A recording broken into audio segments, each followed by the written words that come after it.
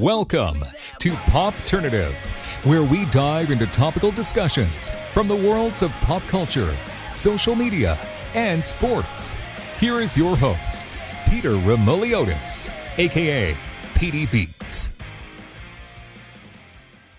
Hello and welcome to the Popternative podcast, the podcast and talk show where we have digital discussions in the worlds of TV, film, pop culture, news, sports, lifestyle, everything really, depending on the guest.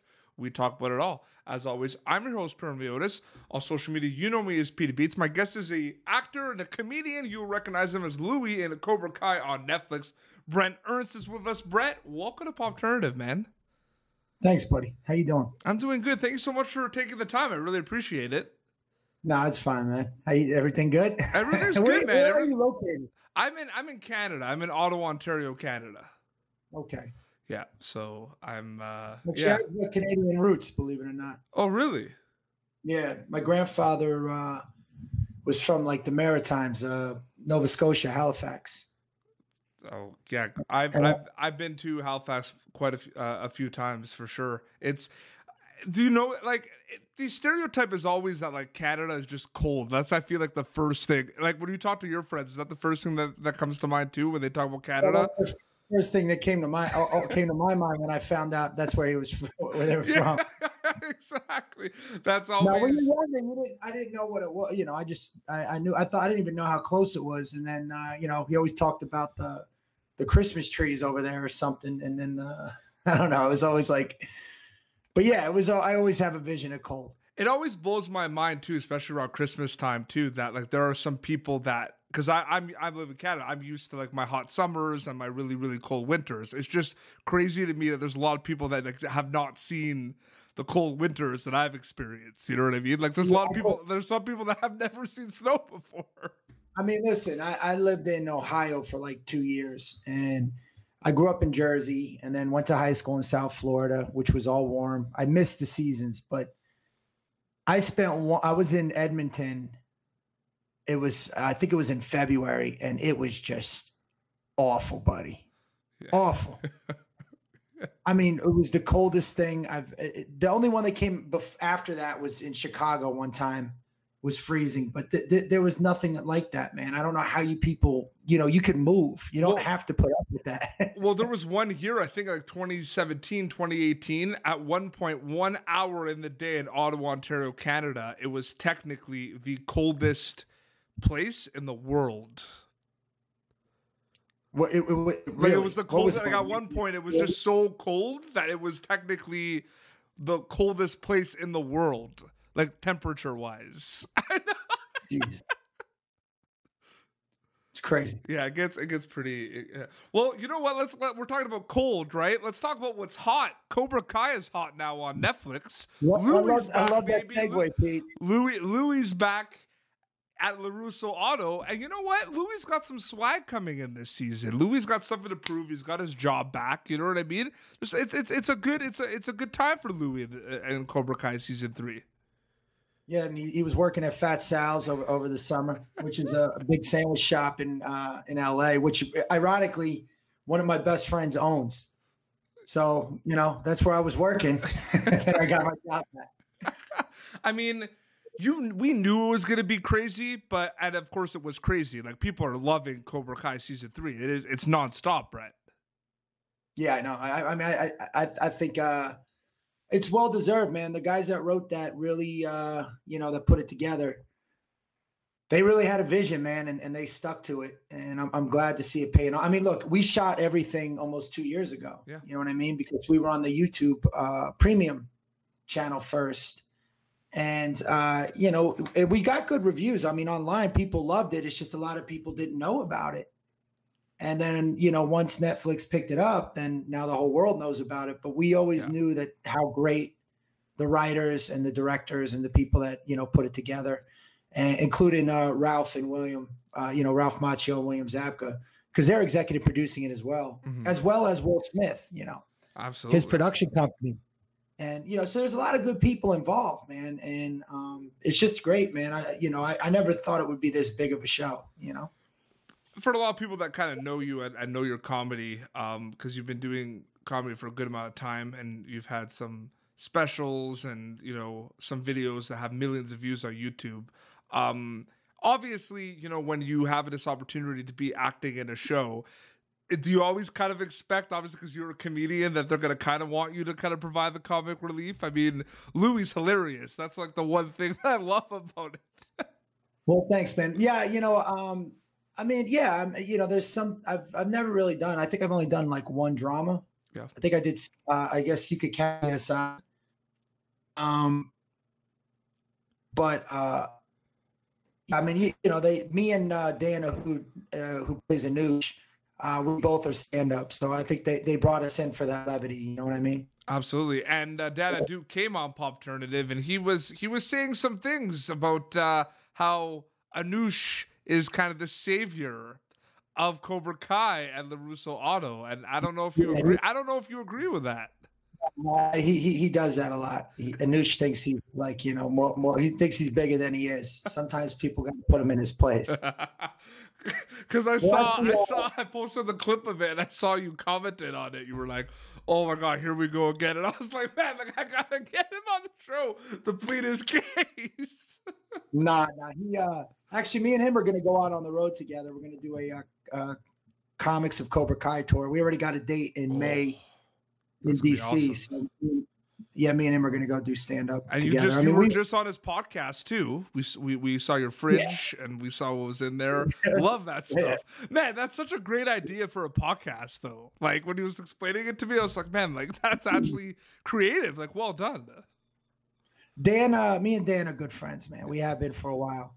So, we always knew of each other, and then, we really bonded on the set. Yeah. And, but it's just a good yin and yang, even in real life, man. He's a great guy, man. He can bust balls better than a lot of people. Well, it's funny because the Louie Anoush, she was saying that that's kind of like you guys in real life sometimes too. Like that's like Bret and Dan in real life. Yeah. I think the best part is when like I think the best part is you're like talking a big game and everything and explaining that like, oh, he's new here and everything. And Anoush is just like, I trained you. That was like my favorite line of season 3 with the LaRusso Auto. It was so funny. Like so good. I'm glad that you guys, you came back for season 3, but again, like everyone has kind of here and there screen time and everything. I mean, it was a nice role for Louie in season 3. There was some good stuff for you in season 3. Listen, they got a lot of storylines to go through. I mean, we got a lot of characters on the show. So, it's, 4, 5, 6 episodes out of 10. Because, there's the 2 where he just went to Japan, and then he's got the family stuff, the work stuff, then there's Johnny's angle, and then the kids, and then the 2 kids' angles. So it's a lot, it's a lot of characters. And like I said, man, the way they pull it off is just phenomenal. The way the writers pull it off. It really is, man. It's very impressive, man. I mean, it's almost like a Game of Thrones type scenario where you have situations going on through all these different characters, and it's pretty impressive the job the writers did. But just the fandom for this show, Bret, is just out of this world. Like it's insane. Like I see it because I'm kind of involved with it. I'm interviewing the cast, and I see like all the other accounts, like the fan accounts and the fans of Cobra Kai. It's huge. Like it's a big fan base. Well, like I said, man, I'm just glad people like it. You know what I really like too, which is unique from. I mean, I've been doing comedy a long time, like almost 23 years, over 23 years, and anybody that ever was familiar with my work, you know what I mean. Yep. We're usually people that was fans of stand up or like degenerates that like that like my sense of humor, my type of people. Now there's a lot of kids that are liking the show, and you have a lot of like parents going, "Hey, can you wish my son a happy birthday?" or all that kind of stuff, or like I'll be out and there'll be kids there, and that's something that I think I've never got to experience, and it's pretty cool, man. Such a young audience now, you know what I mean? Oh, absolutely. Now, I do have a question about stand-up comedy for you, Bret, a specific question, and we're going to get a bit kind of deep and philosophical a bit here. I did not have a chance to ask Dan this question, but I've had other... He wouldn't have known how to answer it anyway. He's used to his safe little coffee shops with his smug friend. He's in the trenches like me. So I'm glad. I'm glad I didn't waste it on him. But I've had other stand-up comedians on the show. I've interviewed Jamie Kennedy, Emily Tarver, who's also in Orange is the New Black, and I've asked them this question too. And they all had different answers, so I'm curious. I always ask kind of behind-the-scenes kind of questions on this show because I want to kind of get to know about the industry and everything. Misconceptions, Bret. Misconceptions of stand-up comedy. Everyone thinks they know what you do as a stand-up comic. They know what kind of goes on. They're on Twitter. You know, everyone knows everything on Twitter. They know what you kind of go through. What are some misconceptions about the life of a stand-up comic? Is there not as much improv as people think? Is it like way harder than people realize? Is it kind of more like, what are some things you could share, like misconceptions? Like something like, oh, stand-up comedy is like that, Bret. You're like, oh no, it's the complete opposite of that. I mean, look, I can't tell you. I could tell you what it is. Yeah. I can't tell you what it's not. Yeah. You know what I mean? It's what people may not know. It's always a work in progress, and that's the cool part about stand up is that, you know, every bit, every joke, every story you tell, until you really put it on video and it's there, you know, whatever the word is for eternity, or I forget the word. Yeah. It's always a work in progress. So, you know, when a comic's on stage, they're creating and they're taking chances, and it may be sometimes they go for the joke, sometimes it may go for how they feel, sometimes, you know, they may say something just to see if you get a reaction, but that's all part of the art of stand-up. So sometimes you're going to see a comic, like, you know, and every once in a while you'll see a comic get in trouble for something they said on stage. That's part of the paint. You know what I mean? That's part of the paint. So, you know, when you go to a comedy club, you expect, and I don't mean you're going to see amateur hour, but, you know, expect to hear some things that you may not agree with, or you may not think is funny, or you may find funny, but just know that's all part of the process until a joke is done, right? That's the other thing. Till a joke is done and finished, and you've hit it every angle, and you're doing it in your set. That's, you know, that you're like, this is the product I want to present. Mm-hmm. Absolutely. But again, sometimes that might change, but it is. It's a lot of people don't realize comedy is always a work in progress. It's funny too, because like obviously before the pandemic, I enjoy going to comedy shows. You know, we have Yuck Yucks in Ottawa. That's where I go for my stand-up comedy shows. That's like the big club. And it's funny because I've noticed this. You know, I'll go to a lot of like shows, obviously, you know, the big stadium shows, the Kevin Hart's, you know what I mean? And the Kevin Hart's, the Dane Cooks and everything. And they say like, don't take out your, like, no video photography because it's a special. It's going online, right? Now I find I used to go to all these small stand-up shows, and it's like everyone says that now because everyone's recording a special.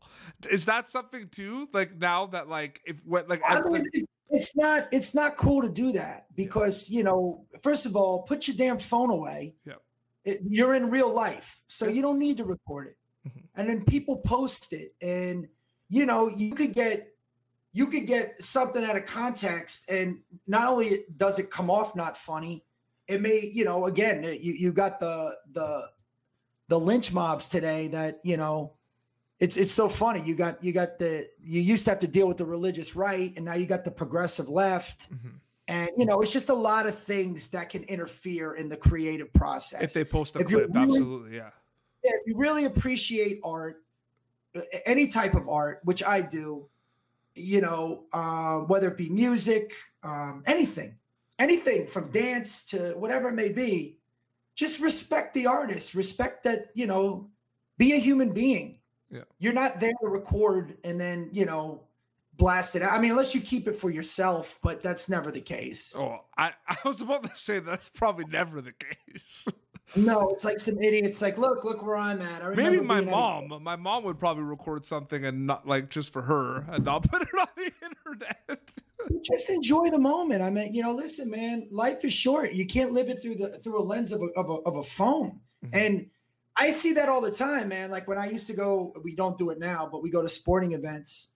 You just see people doing this. They're not even watching the game. I work in hockey. I can relate for sure. Yeah. I work in hockey, man. I relate to that for sure.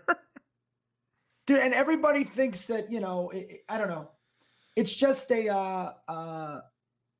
it's just distracting and it's rude and it's just not cool, man. Nobody likes that.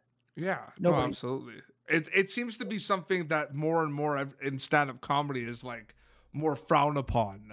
Like it's like a no cat. Yeah. You can hurt our money too. Like Yeah. if I get ready for a new special and you want to tape a bit that's going to be in the new special, that and there's stuff that is out online already that I'm trying to present. It's going to hurt a deal. Absolutely. It can hurt a deal. Yeah. No, So, for sure. Comedy is unlike anything else where, like, if you're a musician, they don't care if you film their songs because people want to hear it, right? I mean, I guess if it's a new song, but like, you ever go see a band that you like, you want to hear the same songs. You want to hear your favorite songs. Comedy is not like that. No. If you see a comic once and he's good, and you see him twice and he repeated his jokes, you're going to be like, oh, I heard him already. Yeah. Does that make sense? No, it does. Absolutely. See, comedy is hard. And this is another thing people may not realize. It's hard, not so much to do it. It's hard because it's easy to ruin. Does that make sense? Yeah, it does. So like, if I'm getting to a point and you want to interrupt it, now you fucked the whole story up. Or if you're going to yell out on the punchline, or if you're going to just, it's very hard to ruin. And one person can fuck a whole show up. Yeah. So, music, you could yell, "We love you," and you're sitting there playing your guitar, or it could screw a play up. Anything live where there's a performance and focus. Like I had a problem the other night. I had to throw somebody out. And the guy, somehow people come to a comedy club and they think, well, let me yell at the comic and he should be able to handle it. And it's like, look, I can handle it. But the show isn't about me and you. Nobody paid to see me banter with you. Yeah. So you're warned once, you're twice, third time, you got to go. Yeah. You got to go. I can absolutely do Winnie Banner with a drunk person. Easily. Do you think that's why a lot of comedians don't want to kind of deal with the hecklers because they want to be in kind of the zone? Because I've seen that too. Like I've seen guys like really block it out. I'm constructing a story. Yeah. Right. I mean, I'm a storyteller. I can absolutely handle hecklers. I mean, any comic can. First of all, psychologically, the heckler's at a disadvantage. Number one. Number two, I have a mic. They don't. I have a sharpened tool. That I've been doing for 23 years, or a skill just imagine doing one thing for 23, 24 years. Yes. Just almost every night at the Comedy Store. All comics have that.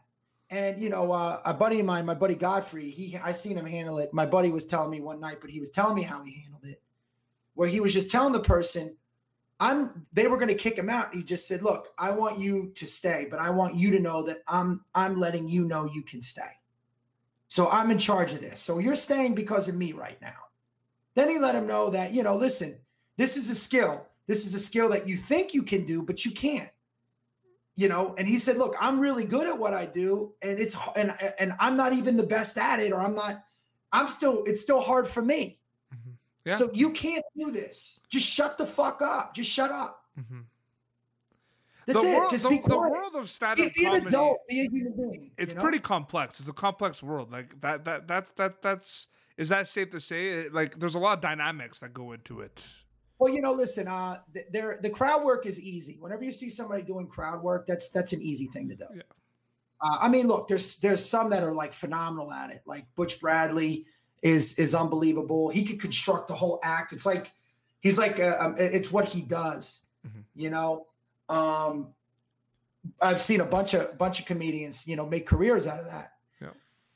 There is a skill to it, but most comics want to just tell you their joke or tell you the story or whatever may be going on. And there's I think again in the years that I've been doing this is becoming more and more frequent. I think because of social media. Yeah. Where people think, okay, I can film me doing this and get likes, which hopefully leads to what? I don't know. Mm-hmm. But it is an art form. No, absolutely.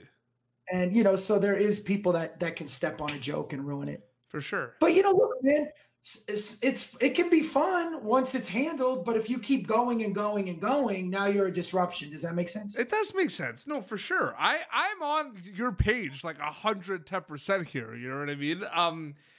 I gotta do what I'm about to do right now, but I regret it. But like, if you like, hold on, I was gonna add something else to it really quick. Yeah, go for it. It's also an art form that everybody thinks they can do. Yeah. Right. It's like boxing, or when you go to watch a fight, and there's always that out of shape guy going, "You suck," yelling. It's like, dude, you would get your ass handed to you in 2 minutes. So people look at comedy and they're like, "I think I can do that. I think I can do that." And the reality is that you eventually could if you put the time in, but you can't. No. And just relax. It's let the person do what they're gonna do. I'm doing it. I handle hecklers all the time. It's just it doesn't add to the show. Oh, this is what I meant to say. The other thing that's great is that after a show, you're gonna have somebody come up to you and be like, you know what you should do. And somebody always has some type of advice because they think because they're a fan of it. Then just ask them, well, what do you do? Well, I'm a truck driver. I'm a cop. People give you advice after a show, really? What makes you think that? And sometimes, you listen, you be respectful, and sometimes you could learn something maybe, but it's feedback. But it's like, dude, why? I was about to share some of my go-to dad jokes with you, but I feel like you're fired up right now, so I don't know if I'm gonna get a really good reaction. No, I talk very aggressive. Yeah, I don't know if because like I'm kind of like this dad joke connoisseur. Like I have a lot of dad jokes that a lot of my viewers like sometimes that I share, but I'm not going to do it right now. Well, listen, man, I'm a little fired up because it just happened like last night where we had to throw this group out, and all the comics are in the back. It was fun at first, and then it just gets uncomfortable, and then it's just like, dude, you got to go. So you're an adult. It was a bit too soon. I didn't know. I didn't know about that. It must have happened. Oh, literally, when I woke up, right? And then it's still in my brain, and I'm like, yeah, because you were like, I'm gonna tell you, like the interview, like we had a steady like 7.5 here, and as soon as I asked that question, we went to a 12, and I'm just kind of like, all right, like I'm dialed in right now, but like I don't know. No, listen, first of all, you grow up in Jersey. I'm mostly Italian. We talk aggressive. I'm half Italian, man. I'm Sicilian. It just happened, dude. I'm half Greek and half Italian. And that's a dangerous head gesture. Yeah, a lot of yelling. Families are yelling, and it's funny. Italians. I say this to my buddy Paul Verz. It's like we yell at each other when we're agreeing. You know what I mean? Like you see whole family yelling, and they're like, I love that movie. Are you kidding me? And everybody's just yelling. Oh, I know it's hilarious. I mean, dude, what a great question and a great time to get that response because it just happened last night. I know. And I'm going to rewatch the playback and I'm just kind of like in my head, I'm like, this is a tough question for him. Like he's really dialed in right now. I did want to ask very quickly, just kind of it's a general question, but for comedy and for acting, what's your favorite thing about stand-up comedy, if you could name one or two, and what's your favorite thing about acting, Bret? Favorite thing about comedy is, I mean, for me, I like being as real and as open as possible on stage and then getting people to relate or, it's almost like conveying a message. It's not a message, experiences, Yeah. And then that's from the performance aspect of it. The lifestyle of it, I love comics, man. I mean, dude, I love hanging out with other comics. Like this band goes on till we were up till 5 a.m. talking about this, right? And whatever, we just it's a lot of fun. Acting,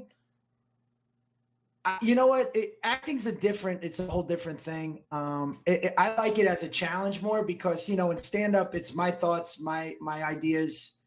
I know how to present it, whereas in acting, it's someone else's words and someone else's stuff, and you're part of a narrative, right? Mm-hmm. So everything I'm giving in the scene is for something that's going to either pay off later on, or it's all going to make sense. So it's kind of like what you get in team sports, where like you have to do your job in order for other people to get their job done. Yeah.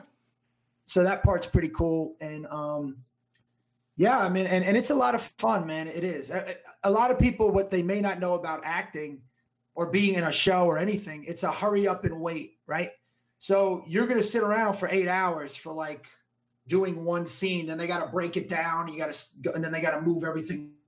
The day really long, like a 15-minute scene, it could be like 16 hours. Yeah, you know what I mean? Oh yeah, no, absolutely. So it's a lot of shooting days. Oh, for sure. Bret, I just wanted to thank you so much for coming on Popternative, man. I really enjoyed this. I feel bad now, man. I feel terrible, Pete. Why do you feel terrible? This was amazing. I went on a damn rant about the heckler from last night, and my viewers are gonna like it. It was energy. It was good. And everyone's gonna agree with you. I've seen a lot of YouTube. The reason I asked that is because a lot of stand-up comics are using that as content now, which I'm not like too sure about. I have it. You know, but you know, it's also all right. Really quick from a compassion. We do part two? Is it part two right now? I'm going from the other way. Okay, yeah. It is frustrating as an artist, but you also have to understand that some people are drunk. Some people are just trying to have fun, and they think they don't know any better, if that makes sense. Oh, yeah. So it's kind of like a bullying situation as well, as if I go in on you like that, and then I put it online and you're there forever. Yeah. You know what I mean? Unless you talk to them. There's one thing I put on my YouTube page about grandmas making bread. And if you watch that, that's a good, the couple was great. She was a hot grandma, but like I asked them and they're like, yeah, put it on. Oh, but you know, it was more fun. It wasn't. But if you want to see how I handle hecklers, that's a good video, Grandma. Yeah, so I plug away very quickly. I mean, obviously they can watch you as Louie in Cobra Kai season 3 now on Netflix, but other stuff too. Like, you plug away, like where can they follow you on social media, your YouTube? Because you have a lot of really cool things I want them to check out. So, well, I released my special for free in 2018, and I'm over like 3 million views. But it's an hour-long special. You can watch that.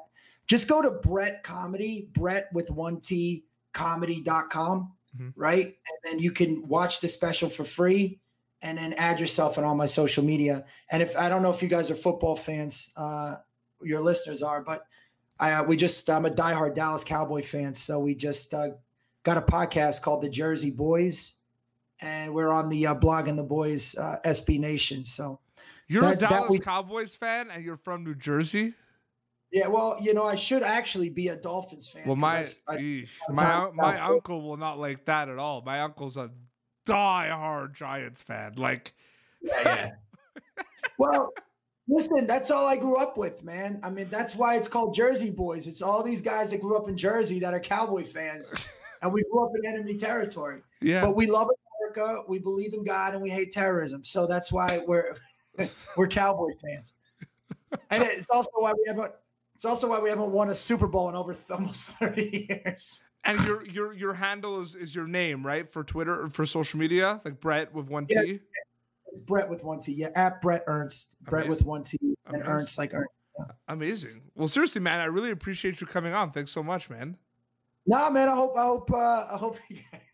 again, I apologize for getting worked up on the heckler thing. It's a sore subject.